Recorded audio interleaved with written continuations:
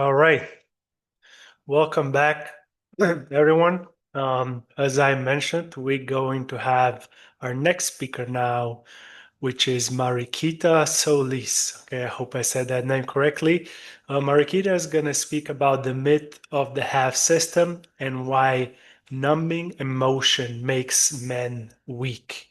Okay, and for those of you that don't know her, she's a transformational coach who helps men remove the emotional mask and step into that courage, integrity, and authentic power. So, with that said, Marikita, go for it.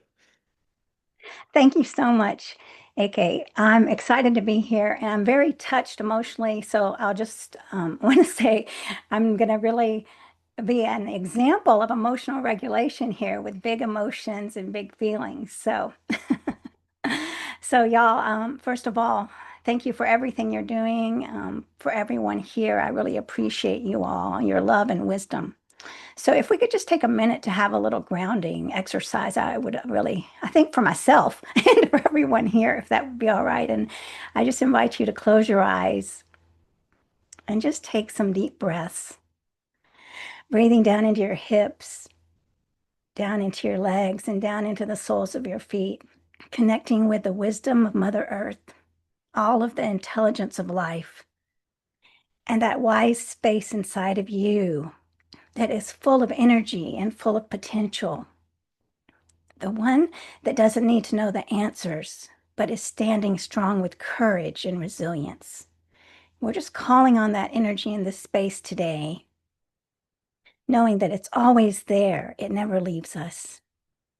And just letting go of anything that could be blocking as we step in the full potential of this moment. And just breathing this in and saying, yes, and so it is, and so it shall be.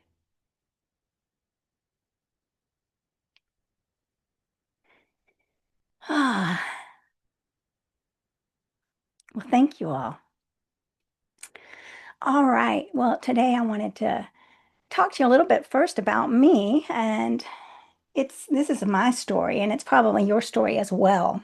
And it's a story about a lie that I believed in, a blueprint of my life and the cost that followed with me um, going along with this lie. I operated for decades with self-hatred and not believing in myself and this I'm not enough syndrome that just was a constant cycle of I'm not enough and how am I going to prove that, right? And I was very successful in proving it, proving how I was, I mean, a great dumping ground for myself and I couldn't accomplish anything. I was driven by overwhelming emotions. Right. So I wasn't on the logical side. I wasn't shutting down the emotions. I was sitting in full emotional capacity and I wasn't in balance, right? So I was living in the half system. The half system is what we're talking about today, the myth of the half system. And I was in the emotional half system. So I learned that who I was fundamentally unacceptable. And as a little girl and a woman, I saw that I needed to put my emotions, I mean, my logic to the side, and I needed to really, yeah, forget about what I needed because everyone else's needs became more important.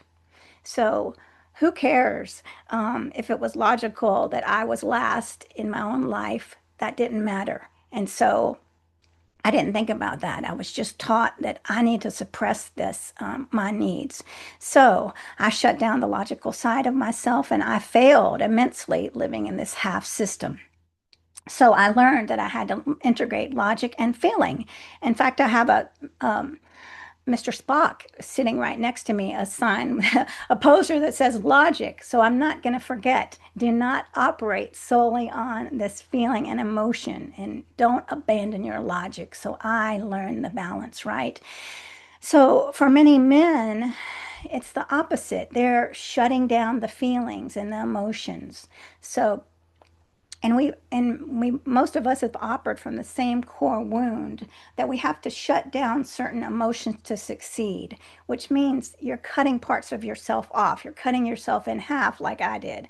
So we've also been taught that strength is emotional suppression. Now, that in many cases means suppress the vulnerability, the fear, and the sadness because those are messy, weak, and dangerous. And this is what most men learn at an early age. This is their blueprint. You know, we can't show weakness. We can't cry. We can't, we can't ask for help. So this, like I said, this starts in early life. Um, so the masculine ethic is this system that is it's really it is elevated by analysis, toughness, and detachment, right? And that's when you're really a man, when you've detached from others, when you've detached from yourself, and you're letting go of anything that's related to the eros, which is the principle of feeling and relatedness.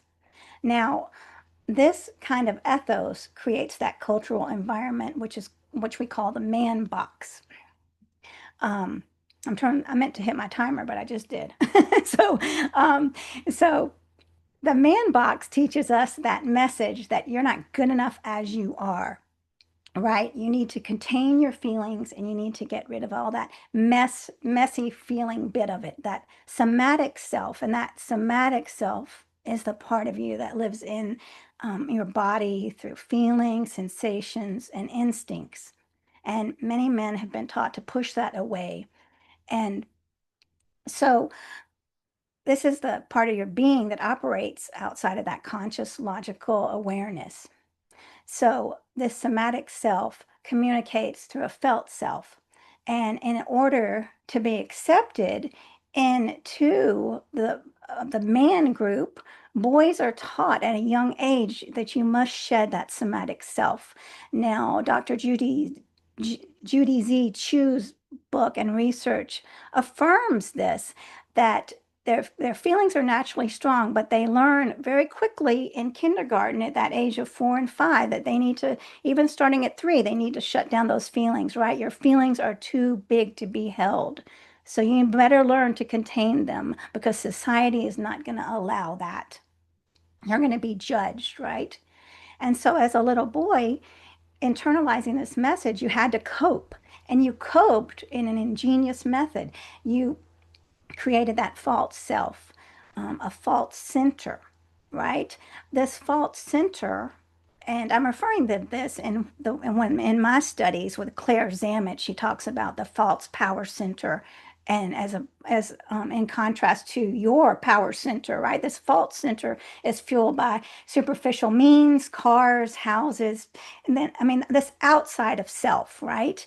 And I've heard this in the discussions that we had with AK before, like what is going on outside of you to validate yourself. It's not your inner work where you validate yourself by your own values and your core beliefs. So this mask that you created in childhood, again, was ingenious.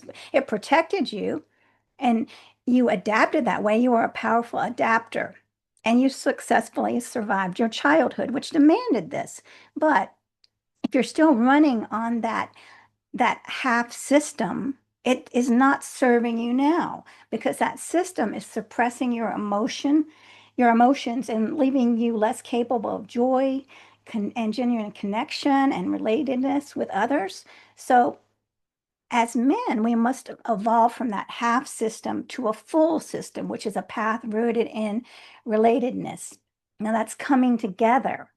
And like I said before, these little boys, tiny little boys are learning this in kindergarten. I've got to detach. I've got to detach from others. I've got to be strong. I don't want to play with the girls. And I highly recommend this book. I don't know if you can see it now, but it's Judy Chu's When Boys Become Boys, because her research shows that in kindergarten is when they start detaching. So all right. So as men are very logical. Most of them, they're grounded in the masculine, which is very linear. 1 + 1 = 2. They solve problems. They analyze data, right? So when you apply this pure logic to emotional suppression, then there's a big flaw that is, I mean, immediately it shows up, and that's the half system blueprint. And the logical man's biggest mistake, which I see all the time, is trying to solve an emotional crisis like a math problem. Now, emotions can't be put in boxes and they can't be charted, and then relationships can't be solved like that. So many men think if I eliminate that fear and the sadness, all those messy emotions, I'll eliminate the problem. So they're trying to treat life as an equation that can be put on a scorecard and run it efficiently. It's not a flow chart though.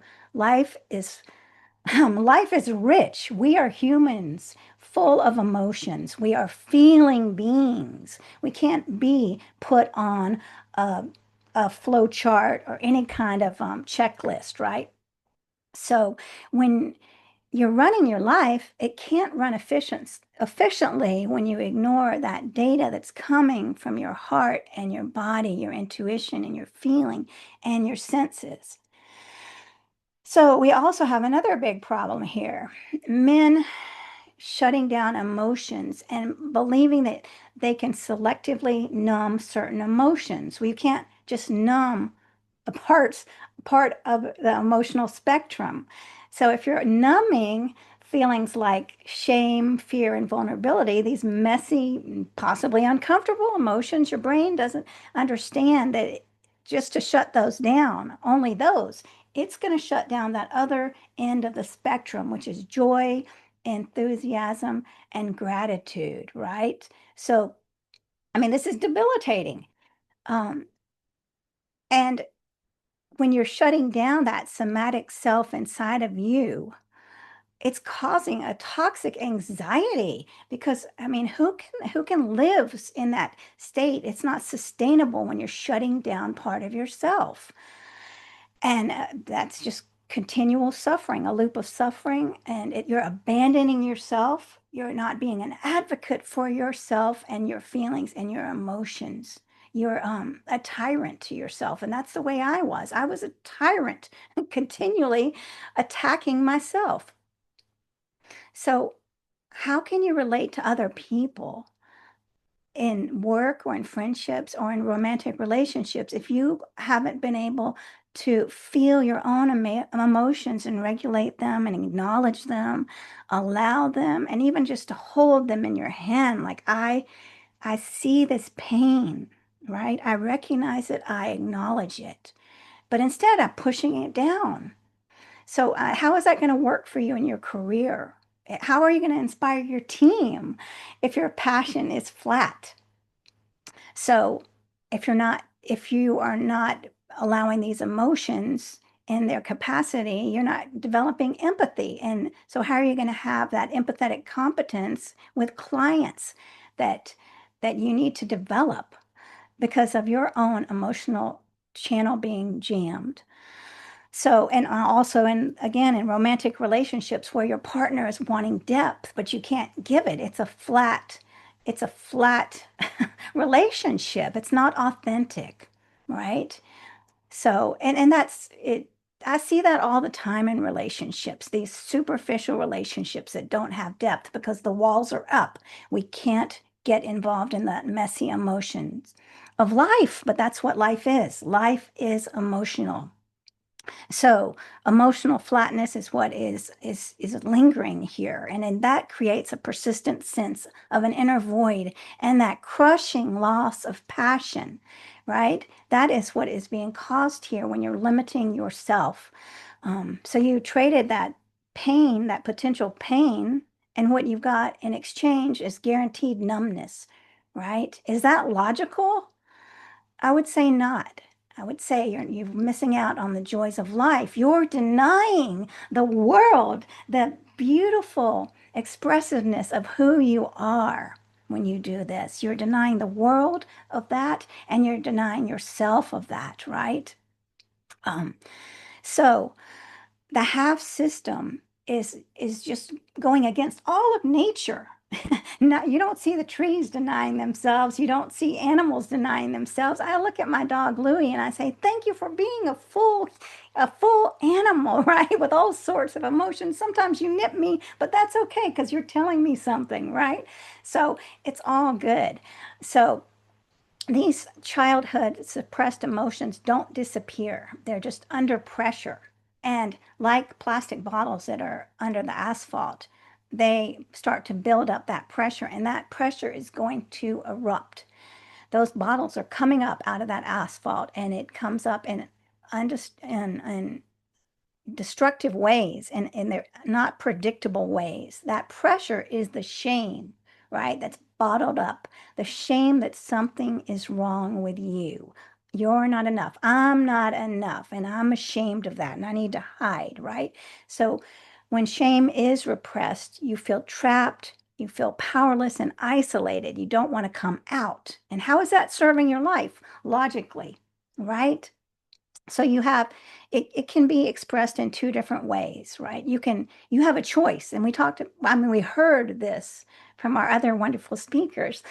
You can express it with chaos or capacity, right? The power over or the power to. So is that emotional energy going to become a source of chaos or a source of transformation?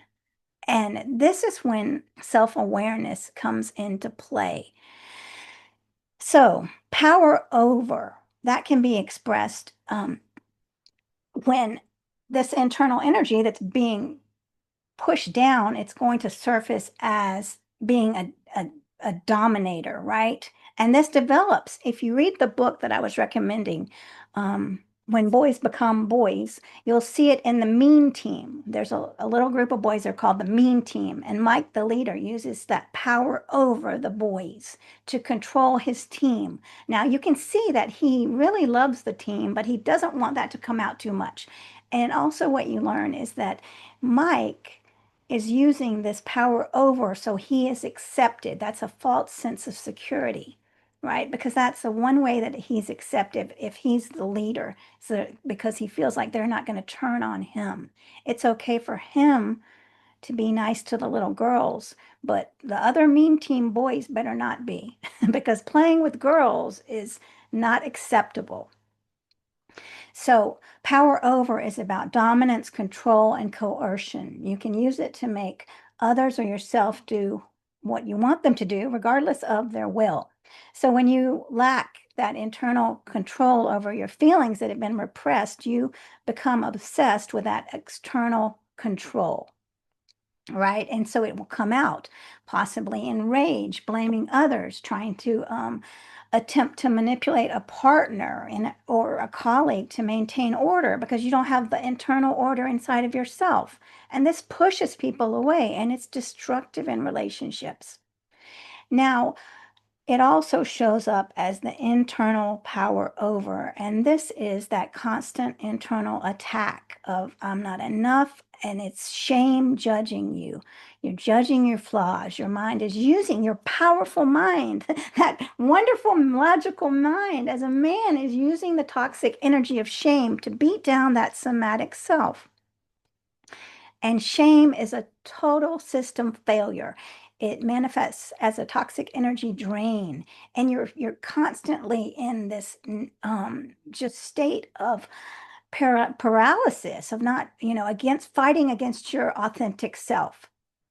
So it causes intense fear, the judgment, and it's just a repetitive loop. And you want to hide. Who wants to be out there in public when you're just continually beating yourself up? Like I used to baste myself in self-hatred, and I didn't want to go out because I was ashamed of myself. So um it's paralyzing. So, and this pattern is reinforcing that half system that you're not good enough, right? The world needs to be conquered. It doesn't, you can't collaborate with anybody because the world's a bad place. They see you as somebody weak and somebody that needs to hide. So don't go ask for help because people already think that, you're not good enough. So now, when we switch to the power two, is when we're stepping into change, right? Because power two is not controlling others, but it's that ability to act effectively and then mobilize all the resources of the universe towards the goal. So when you learn to guide this energy that's been suppressed and been poisoning you, and now you're going to take it and you're going to use that for your soul, to let your soul free and to step into who you are so that the world can see your capacity, that you can reclaim that capacity for action. And this is magnificent. And we all have this inside of ourselves. We all have this power center inside of ourselves. Sometimes we turn away from it, but and we beat it down. But instead of beating it down, we can engage in reflecting about ourselves, right? Instead of saying, I'm bad, I made a poor choice, right? It's not about me. I'm not a bad person. I made a mistake and I'm a human being in the experience of life. So this allows you to be free from this mindset of shame, and it's liberating. So you're moving to guilt, and guilt is where the action and change are possible. So um, and this is the transformation when you're taking that fear and sadness, and you're no longer afraid of it. You see it and you use it, right? You use it to transform, to elevate who you are, because you're not just going through the pattern of beating yourself up. You're looking at yourself with self-awareness, and what have I done, and what's the a better choice? Who do I need to make amends to, right? So you're being an advocate for that somatic self, right? The cognitive self is saying, I'm going to welcome and validate that feeling self, the wounded child. So, and this is a new process that you're learning, the inner dialogue. And nobody says it's easy. Nobody says it's going to happen overnight, but it can happen in slow steps and you'll catch yourself, right? I might say, yeah, I did a good job. And that other voice will say, no, you didn't. You came in last. But the awareness is there. So just keep practicing, because every time you practice, well, we're putting down another pathway in our brain. And so we want to build up that practice of self-advocacy. And so you can become your own best caregiver. So this is when the transformation comes, and you're going to own that full system, right? It's not going to be a half system anymore. You're not going to be just totally working on emotions and living on emotions like I used to, or living or shutting down all the emotions. You're going to bring those two parts together. So, and that's a lie, that you have to be stuck. You don't ever have to be stuck. You can always escape, like our other beautiful, wise speaker said, moving into the truth of the full system power. So, true strength, true masculinity is not about isolation, it's about integration, right? So Claire Zammit, who developed the Feminine Power Program, which I studied, talked about the solution to the masculine crisis. And it's the emergence of the feminine, she says, not just in women, but in the male psyche. So it's about the balance, right? Integrating your masculine energy, which is the logos, which is the logical mind, the drive, right? That integrity and the analysis, with the qualities that you've pushed aside, which is the eros, the empathy, the vulnerability, the connection, and intuition. So when you bring these together, then you can get to the full system. So in Claire Zammit's teachings, she talks about the power center, the self, and that involves self-advocacy, right? You're bringing on self-compassion. You're moving into that center where you're going to create from a state of power. You're not going to create from a victim mode. Like, I'm going to intentionally tune into the wise self that is there and holding every ounce of power for myself before I start creating. I'm not going to just jump up and say I'm going to do it. No, I'm being intentional about stepping into my power. And so that's the first step. That's the first power center she talks about. The second one is the capacity for co-creation in all of life. The universe is working for you, opening your eyes up to how the universe is coming together for you. You might have been seeing through a filter, but now I'm going to open my eyes up to the power that has been inside of me, and all these wonderful people, right? And all the resources of the world. I'm not going to shut down to that. So then that is also power center 3, which is others. Like, I'm going to reach out to AK if I'm struggling, right? I'm not going to say that I'm going to do everything by myself. I'm going to let go of this I'm independent and I don't need anyone attitude. No, I'm going to reach out to Linda if I'm feeling sad. I'm going to reach out and say it. I feel sad today. I feel scared. I'm going to acknowledge that. I feel scared, but guess what?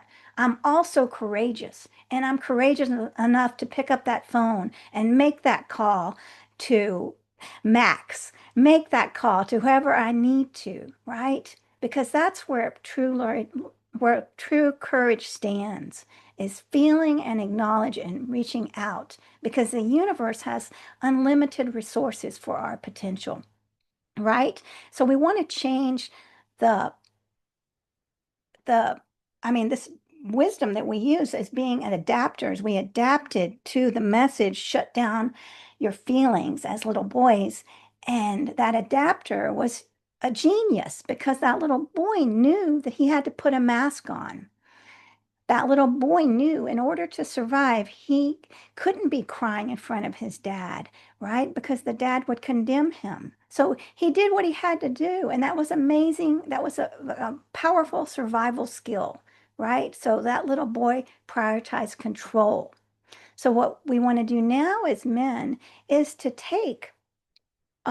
just be aware that that childhood fear and that mask we were wearing as a little boy, we can't let that run our adult lives. We want to be aware it's not serving us anymore, but we want to take that adapter power that we learned as little boys. And I say we, I'm not a little boy, but anyway, I'll just pretend here. All right. So as little boys, that that skill of adaptation, and put that into, instead of defending the mask, to now use that adapter for the new mission of maximizing joy, connection, and profound purpose. So you're being an adapter in a different way of honoring yourself, learning new techniques to allow feelings, just sitting quietly. Maybe you don't know what the feeling is, but just even saying, I don't know what I'm feeling, but that's okay. I'm going to just sit here quietly. I don't have to have all the answers, but what I'm doing now is I'm reflecting instead of that rumination of beating myself up. So that's the shift right there. And you're allowing that somatic self, which was used to be saying you're weak and you're a failure, that power over, you're allowing that to step aside, and you're using that power inside of yourself to support your feelings. You're using that logical mind to support the beauty of that that somatic self, which is going to open you up to all sorts of new possibilities in your life. So I mean, this is when you're going to realize, like, I'm an adult now. I'm 34. I don't need to run that program of a little 5-year-old boy, right? I'm going to take that wisdom of that, 40-year-old man, and I'm going to have compassion to that five-year-old boy and say, hey, I see you. What you did was, I mean, you did great navigating what you needed to navigate, but now I'm going to help you, right? I'm wise, I'm 40, and let me run the show now. And so when you do this, you stop abandoning yourself. You become an advocate for yourself, and you get back into that power center with yourself. So that adapter is a genius, and you are going to use that wonderful skill of adaptation to be a support for yourself. And you're going to step out of that role of victim, and you're going to reclaim that power as a self author of your life, right? The creator of your destiny. And so you're going to take that logic and drive, and you're going to fuse it with connection and empathy, right? All this from that somatic system. So now you're moving into a full system of power and purpose. And man, all those emotions, yeah, you might feel them. Just welcome them, sit with them, take the breaks you need to. If you're in a relationship, be honest with your partner. I'm feeling a lot. Maybe I need to just sit quietly for a minute. I just need some space. But communication is another superpower. And communicating with yourself and feeling yourself is so important. So living intentionally, right, is is of essence. We're in a moment in history where models of leadership and power are needed. The world needs strong men and boys who can be gentle, logical, and empathetic, and courageous enough to be vulnerable. And the challenge is letting go of this mask, but living a life of profound purpose, which is your evolutionary call. It's who you are meant to be. Letting go of the half system, which won't allow you to live in the highest vision for your career, your family, or community. When half of your wisdom, your emotional intelligence, your capacity for genuine connection is deliberately shut down. And who pays the price for this besides you? Your your the women in your life, the friends in your life, the environment. The list goes on. So the truth is, the greatest act of courage is not suppressing your fear. It's choosing to bring a mature, loving presence to it. The greatest act of strength is choosing to fully inhabitate your authentic self.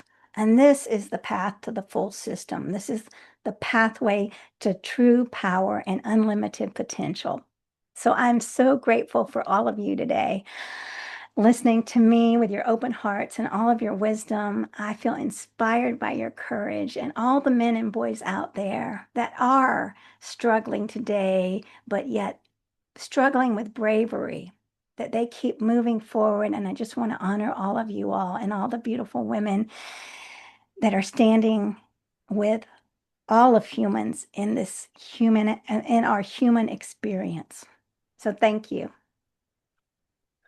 Thank you, Mariquita. Thank you for this wise words, for your energy, and for your contribution. Thank you so much from all of us.